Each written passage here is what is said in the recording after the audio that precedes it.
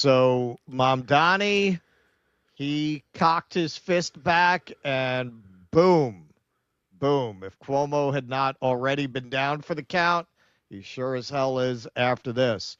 Taking a page out of Donald Trump's playbook, Mamdani had one of Cuomo's victims in the audience, and during a lightning round where they were all free to ask the other candidates a question, this is what he asked Cuomo.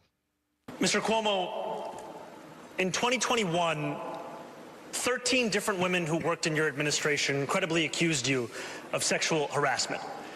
Since then, you have spent more than $20 million in taxpayer funds to defend yourself, all while describing these allegations as entirely political.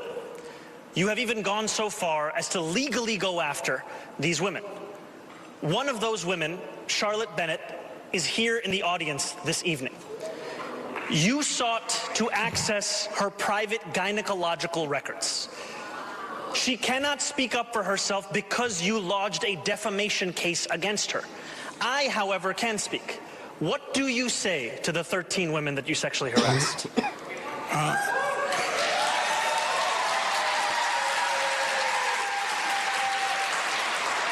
Audience was shocked he brought that up. If you want to be in government, then you have to be serious and mature.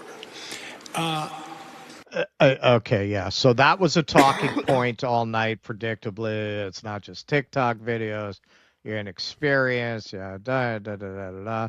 So you could tell he was cold cocked there, man. Like he was not sure how to respond for a second. So he falls back to the talking point. And then his big talking point about this was it's the Addams family defense. He's a real lady killer. Acquitted. Yeah. They didn't prosecute. There were allegations of sexual harassment. They were then went to 5 district attorneys, fully litigated for 4 years. The cases were dropped, right?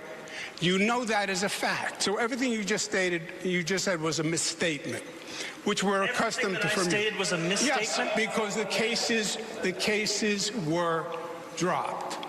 That's what happened. And my question... Yeah, the cases being dropped does not make the fact that he sued for the gynecological exams of one of the alleged victims a misstatement at all. Exactly. At all. Nor does the fact that he claimed that there were these allegations a misstatement. They didn't prosecute you doesn't mean you not get, 13 women. 13 women just decided to make this accusation against the same person.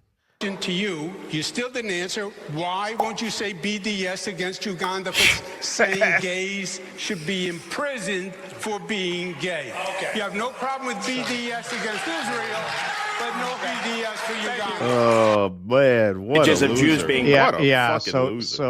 He was hitting that point all night too. Apparently, when he was visiting, Mamdani took a picture with a politician who helped, I think, write that anti-gay legislation. And Mamdani said, quite credibly, I wouldn't have taken a picture with her if I had known that. Listen, this is not going to stick because nobody believes that, if anything, Mamdani may be too extreme in his advocacy in that area. This is somebody who has put out on his website support for public funding of youth gender transition medicine. So he just put out a video with a drag queen. Like, does anybody believe that Mamdani in some way is anti-LGBTQ? Nobody believes that. If you want that kind of thing to stick, it has to have an underlying kernel of truth. It has to appeal to something that people are afraid of. Ultimately, it's an accusation of hypocrisy. Bring it back to the Israel thing. Well, why do you want BDS against Israel, but you don't want BDS against Uganda? If you're gonna get into BDS on every country with policies that you don't agree with, you'd have to BDS most of the world. There is a difference between committing a genocide in broad daylight and having laws in that area that we don't agree with, as those laws are terrible. Of course, people shouldn't be going to jail for their sexuality, but to even suggest it's comparable is another level of Zionist derangement. Yeah, I mean, absolutely. And the fact that Cuomo went there after being asked that question is really indicative of the fundamental mistake that the establishment made in the Mamdani race from day one, which is they really decided to make this race a referendum on Israel and on Zionism. Mamdani How said what many he Jews said. in New York? You Right. can't lose. Exactly. Exactly. That was their They all formulation. have the same right? opinion. That was their formulation. And it backfired because Mamdani, he had his position on the issue. But if you look at all of the videos that Mamdani put out that went viral in the very early stages of his campaign, which will put him on the map, they're all about affordability and the price of rent. And he went out and he interviewed Trump voters in Queens about why they voted for Trump. And they spotlighted their economic concerns. The video that he made about the price of the chicken and rice at the halal cart, none of it was about, he did not center Israel in the way that they did. They brought the issue to him thinking they could shiv him with it, and it blew up in their face because most New Yorkers are against what Israel is doing right now. And so they screwed themselves, and their reflex, even after a year-long campaign where they're now on the doorstep of losing by 20 points to the guy, still can't help themselves but reverting to the Israel question, as if that's going to pay dividends. It's a completely dead issue. Obviously, you've been trashing this guy as an anti-Semite for a year, and he's up by 20 points. Yes. So that's obviously a dog that's not going to hunt, and they keep going back to it anyway. And as for the grilling him about the sexual harassment victim, I mean, you heard gasps in the audience because even they were surprised that he went there. But, I was telling you this offline. I was like, maybe they were thinking, you know what, he's up 20 points. He's not going to take any chances. But no, you don't take anything for granted. Like, he saved that for the last debate. You never know. And boy, did that land. Boy, did that land. Flawless victory. Yeah. Well, this is, and I've said this throughout. Yes, certainly 10 years ago, anyone that was sanctioned by the Democratic Party would have won. The times are definitely changing.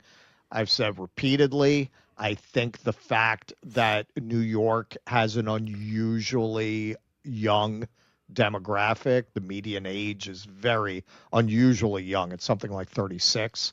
I think that is tremendously in Mamdani's favor. And the reason for that is people don't tend to want to raise their families within the 5 boroughs. Once they have kids, unless they're super wealthy and can kind of insulate them from the realities of being raised within a city like that, they go to New Jersey, they go to Connecticut, they'll go into Yonkers, they don't stay within. So that's definitely worked in his favor. All that having been said, if they had not run such an odious pig as Andrew Cuomo, chances are Mamdani never would have been able to break out like that. Like, if they had run a candidate that no one who ever hashtagged Me Too could get behind, unless they are just absolutely Zionist maniac, which, as we can see now, is not a majority even within the Jewish community. They just can't swallow that. They just can't vote for the guy who left office in disgrace for assaulting 13 women. They just can't.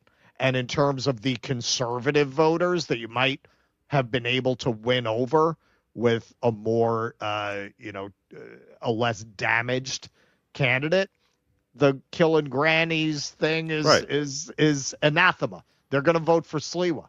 That's part of why they're so desperate to force Sliwa out of the race. But if you did, because it's Cuomo, they're just not going to vote. Right. Cuomo is a no-go for too many Republicans because of his COVID policies. You ran like the worst person you could possibly have thought of to run, Andrew Cuomo. Like, what the arrogance of thinking that this campaign would not implode. Please clap.